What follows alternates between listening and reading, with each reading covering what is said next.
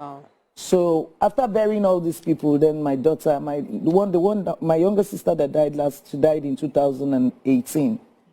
She was a footballer. She was one of our female coaches. She was one of the assistant coaching under 19 female national team.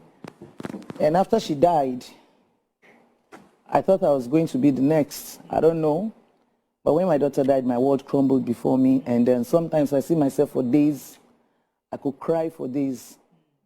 And I've been in.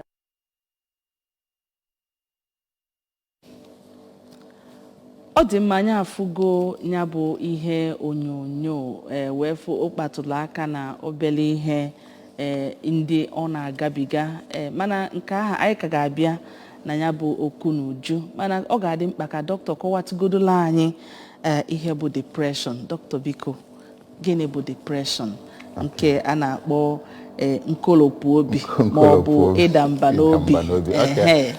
Na ihe emenụ na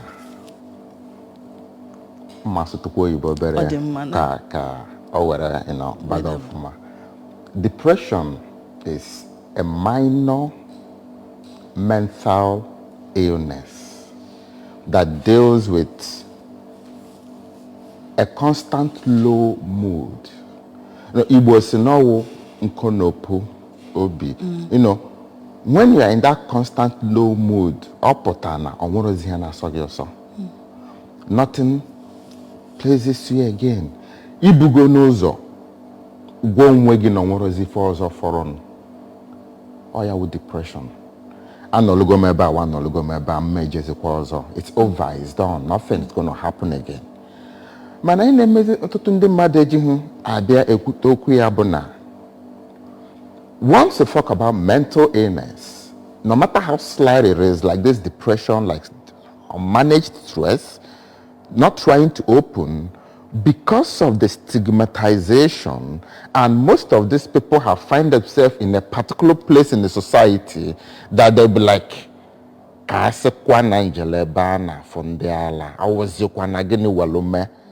you see that the major characteristics that makes depression a common thing for the average and the above, in a depression na ndị nọ na mgbada amara for. If you go na number than alcohol or saying a depression, Maria.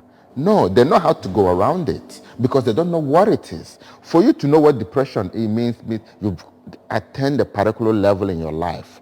Now you have to battle with two things. Not the stigmatization, but the pride, the arrogance of a psychologist. While I'm in charge of my life, I have a lot of people working for me. I have these fans of like 1 million plus following me on each of my handles. I can let them down. And you will use fan a mask. Where quarters, piacere, ono isitem ketam, this year konyan nacho. And I know we keep rubbing those things, and inside we are empty. When it gets to that level, they will lose it. And when they lose it, I say, child, depression has a lot of things. It's a close neighbor to suicide. On your land, they're constantly depressed. Nekwaya, no. Maka, it's just gonna be a new show. Ginoza for one. Kifa ye mezi. Okay,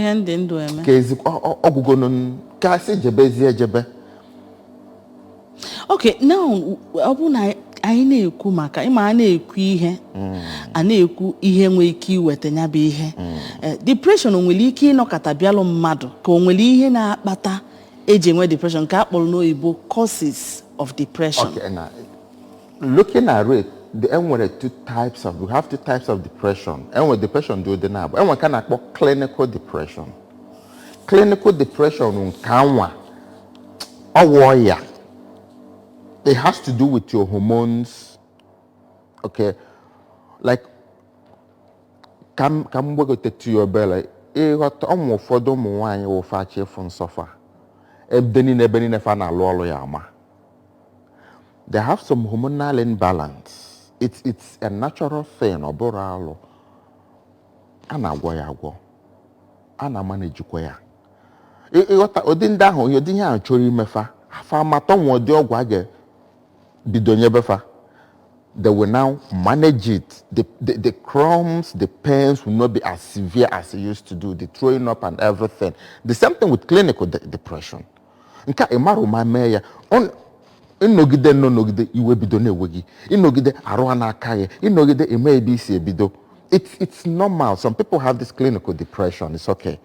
Then also another one is the environmental societal depression that has to do with ifende gabigara, disappointment, loss of loved ones, loss of job, hopes being dashed, a whole lot of things. Nke ahụ ihe nna anyị na-arụ, ihe obodo ebe anyị na-ebute anyị, ọnwụ ike pụta n'ọtụtụ ihe ichere na ọya adịrọ, accidents, deformation, pains, indecisions in career, indecisions in marriages, indecisions in family, and a whole lot of things.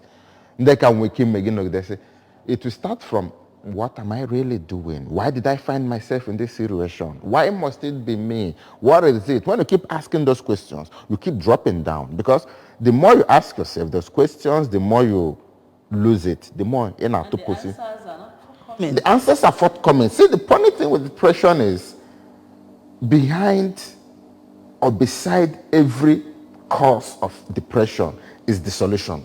But our eyes are so blinded and clouded with tears that we don't see well. So you don't see well. Beside it, it's the solution. Mana wuzi ki se tuwali fa hanko we mele gi feature ime. Ọ dị ka kịta now, onye ọbụla na-ele nnu. Ịla nnu sọsị onye gị nsogbu, mana itinye nnu na nni ọsụsọ. So behind every symptom and every cause of depression is the solution. Ebe ahụ ka ị need a professional. The biggest problem we have in this country and this part of the world is you find the supposed now, can't you penny guys when you see yourself treating malaria 3 times a month, watch it, you're tilting towards depression. On with an million. Okay, season lang go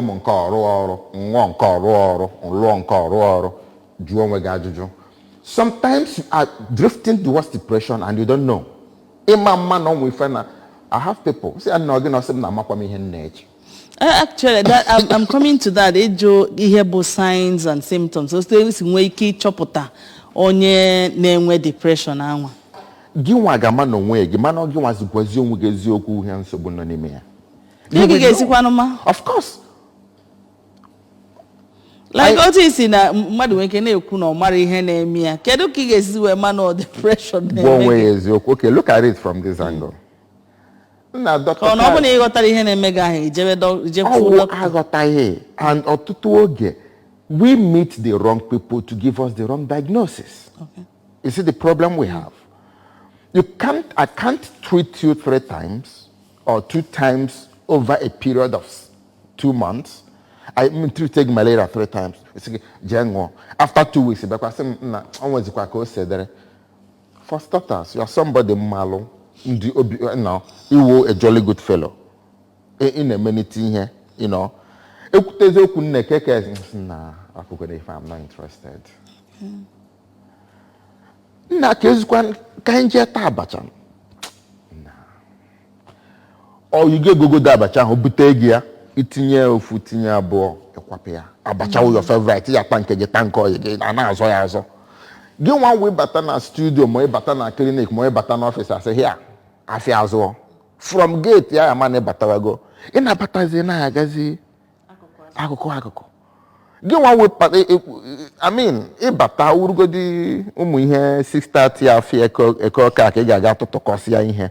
You take time and clean it and smooth it well. Bata is your as a market is. If another doesn't matter, dear, you know, my dear, a lot of things. Okay, what's up? Nah, you won't understand.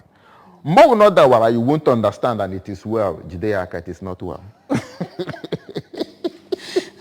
The madok biko enwelo agbata aro mmadụ nwee ike ịnọ asị na onye ahụ nwee ike na ọma nwe ndị nwezi depressed ma onwe particular age a na-ejikarị adị depressed ka onye ọbụla nwee ike inwe depression ma nwata ma okenye ka anyị malụ biko. Once you bido nwe uche, ụmụazị na depressed. You have depression in children. You have ụmụazị 3, 4, and they are depressed. You know what happened? You got to buy here and we tear ya 2 emesera gị fe niile mmanwụ na na-alị ka ọ na-emegbu ya emegbu. Look through. Me nwe ife merụ na school ma onwe go ka ha sedere. Obere nwa ghọtasị onwe ya. Onwe gị fọfụ. O need explanation mana ọ mara ka ya esi kọwaa ya ọnọlụ nwayọ. That is when that cuddling and that love comes to play. Mana ya mara ifo. So onwere onye dara dị depressed. Depression is a very common thing. If knows n'ime ya wo, do you know how to snap out of it?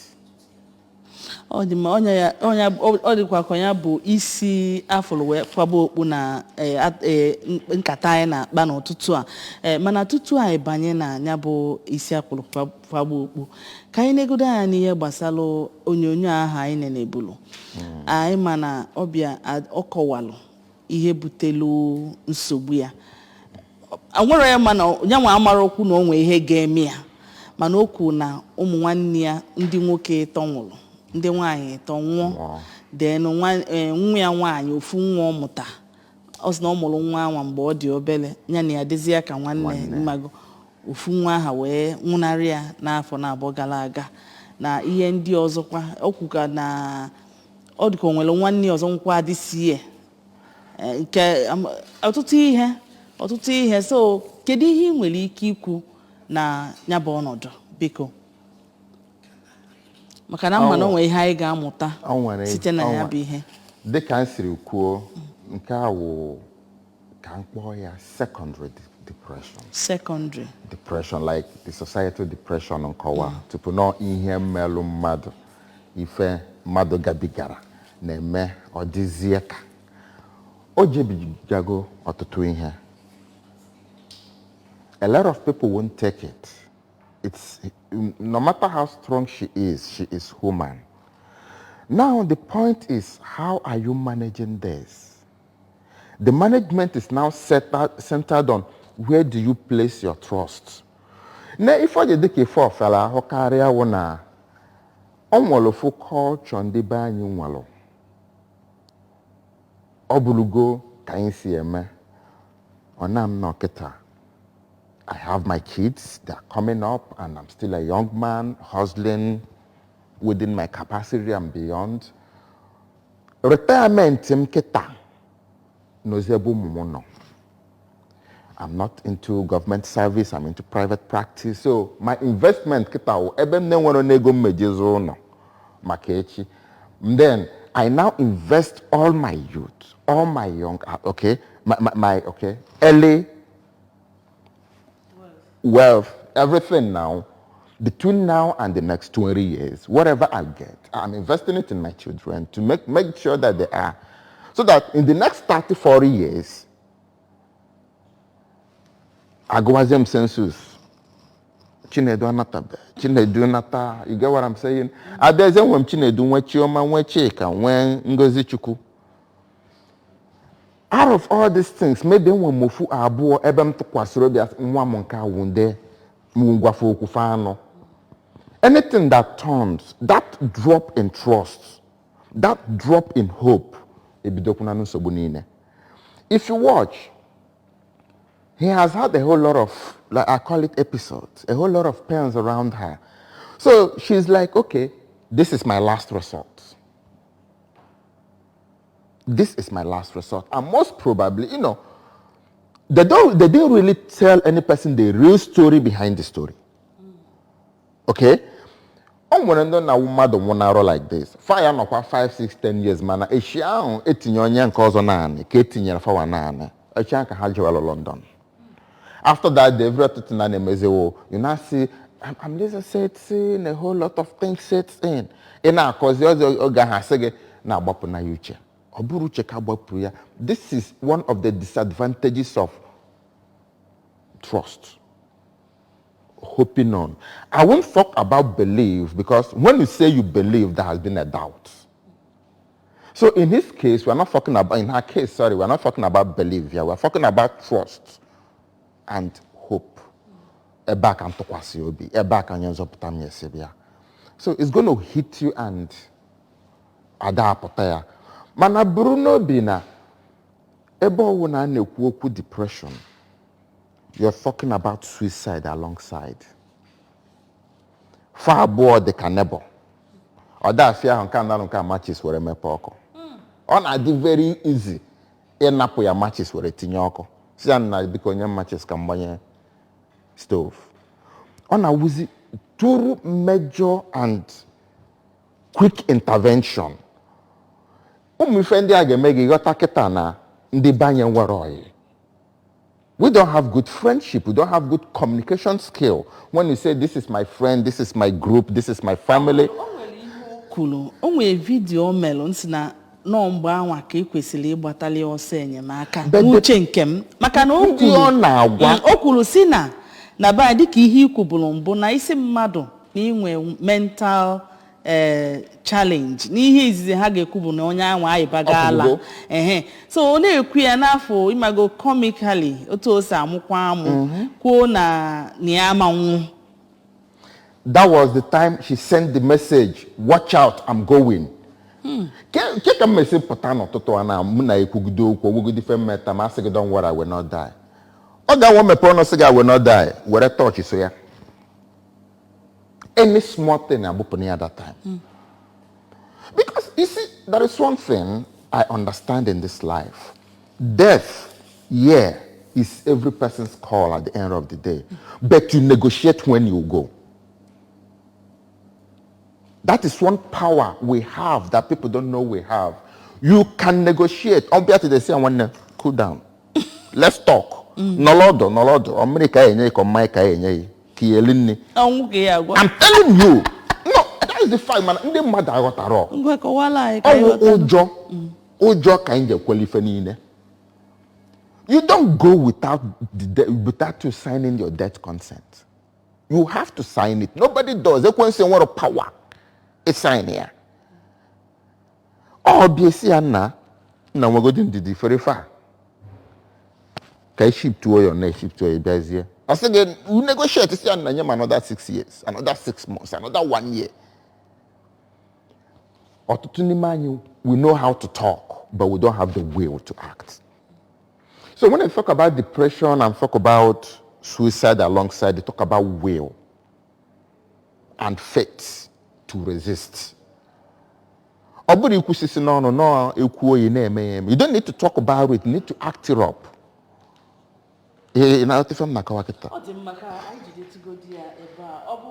Kita ka ịmalite isonyela anyị na-ene anya na isiokwu si handling the burden of depression, slight reference to Adame's death. Na Good Morning Anambra nke tata iwe na-asị ka anyị gbatu dị m obele oge ka anyị welutu ozi anyị na-anaghachi.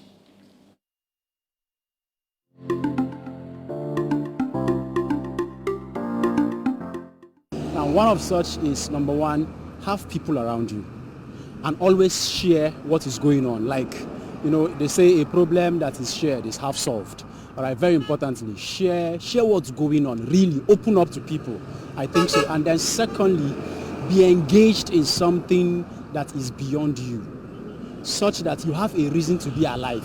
Because when you don't have a reason to be alive, depression will kill you.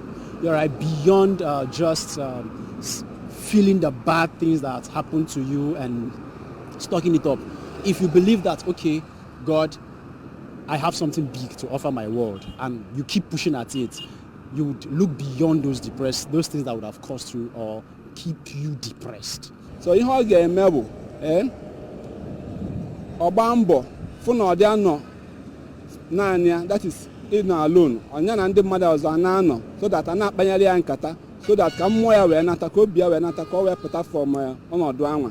Ya bụ na o mere otu anwa ọ ga-eme ya, that is obi mgbawa, obi nkolopu nwere ike dakwasị ya.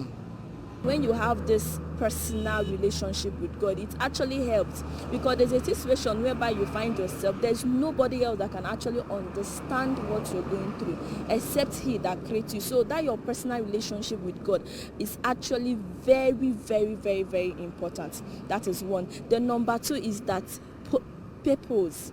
Okay, when you see a man that lives for a purpose, it's actually difficult for the person to be depressed, because there is something you are living for that is actually greater and higher than you.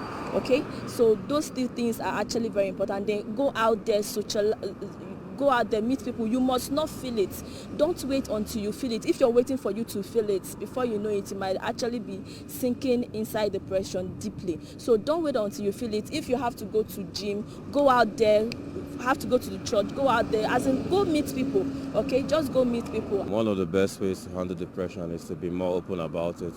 And in our society, people don't really talk about their feelings. We're not really in that culture where we're very expressive, but I think that people should be more expressive about their feelings, because I think one of the good support structures we have is family and friends.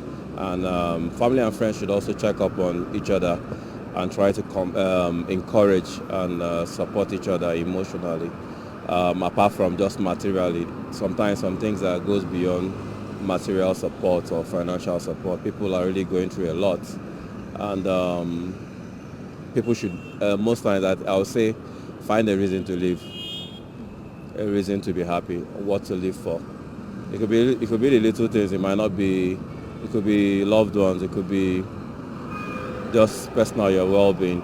Personally, to me, I work out, and I think it elevates your mood too. Engage in things, be more open, go out for meaningful functions that you interact with people and get ideas of different things to take your mind off what you're feeling. And one thing people need to know, that whatever you're going through, you're not the only one going through it. So don't think your case is the worst, and it's not a reason to take your life. There's always a reason to live.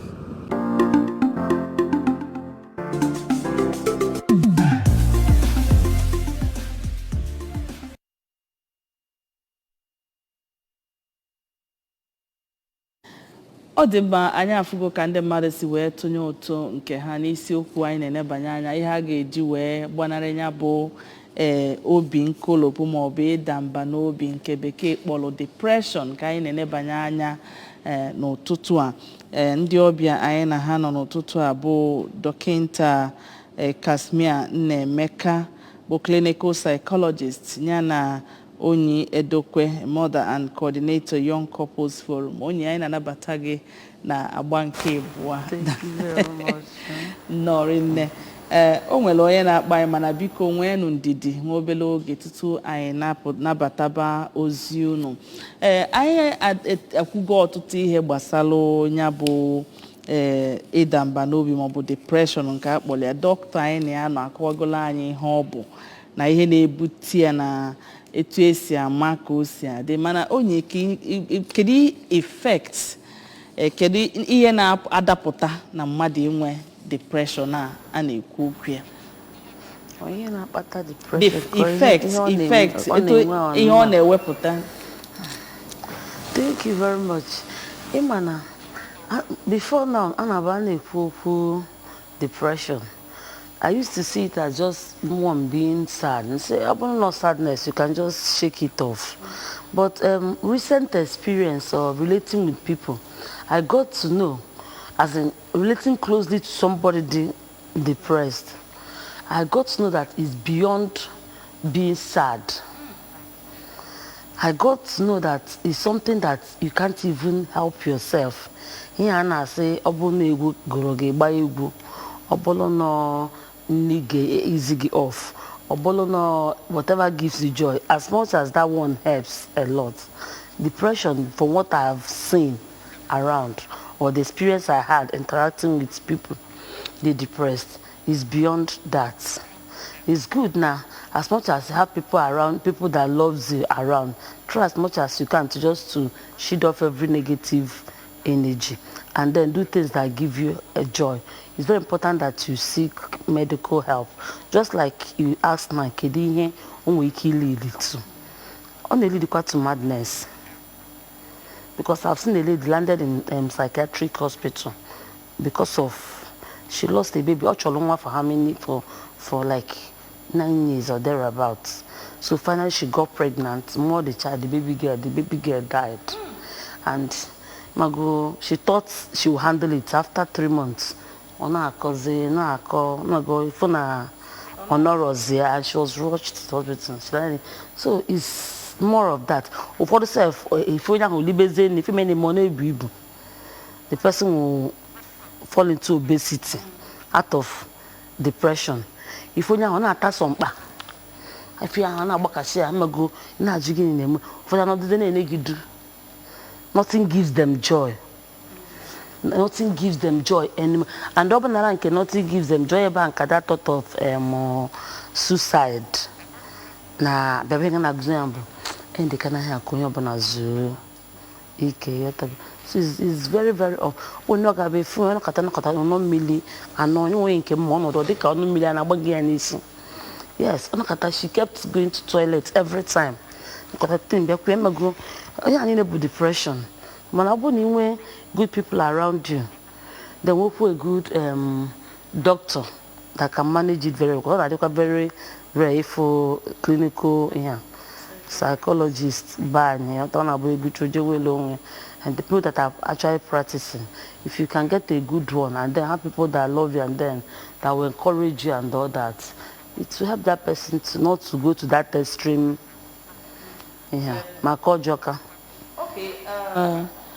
Doc biko na oge anyị na-akụzikwa kwarapụ na ihe mmemme a ịma na asị m na nke a bụ okwu isi afụrụ wee kwaba okpugbo otu a ga-esi wee kwa nyabụ onye ukwu walụ kedu ka a ga-esi wee nye aka handling the burden of depression kedu ihe mmadụ nwere ike ime onye o mebegolo already dịka ị ga-azakwa anyị ma enwere ike ịgbanarị depression onwere ụzọ enwere ike isi wee gbanarị depression tutu ịbanyezie na otu a ga-esi wee gọzie onye ukwu walụ.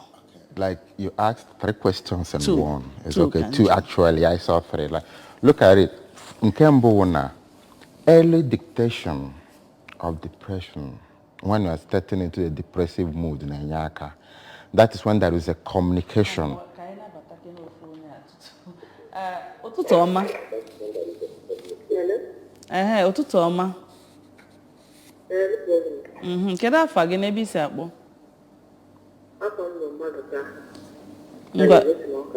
Ngwa gaa n'iru ọsọ.